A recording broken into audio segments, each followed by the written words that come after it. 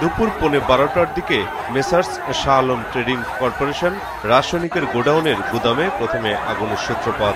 সেখান থেকে রাসায়নিকের বিস্ফোরণে আগুন ছড়িয়ে পড়ে চারপাশে।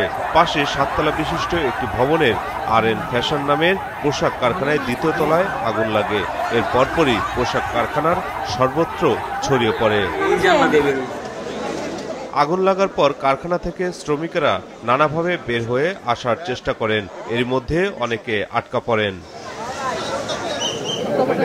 পোশাক কারখানার 2য় এবং 3য় তলা থেকে প্রথমে 9 জনের মরদেহ, পরে আরও 7 জনের মরদেহ উদ্ধার করা হয়।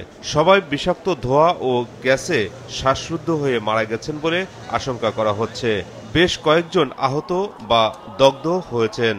এদের মধ্যে কয়েকজনকে জাতীয় বার্ন ইনস্টিটিউটে চিকিৎসার জন্য নেওয়া হয়েছে। এখনো তালামারাই রয়েছে। এই কারণে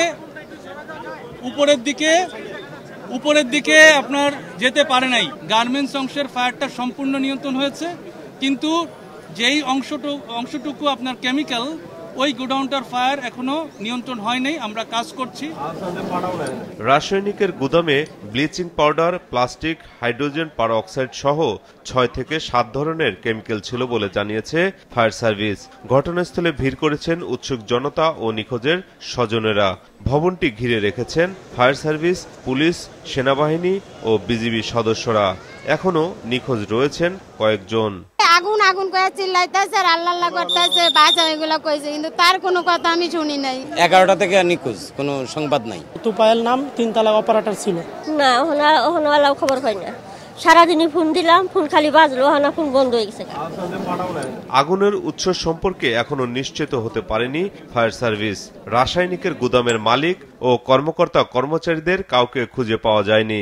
রাসায়নিকের গুদামের অনুমোদন নেই এমন ধারণা করছে ফায়ার সার্ভিস।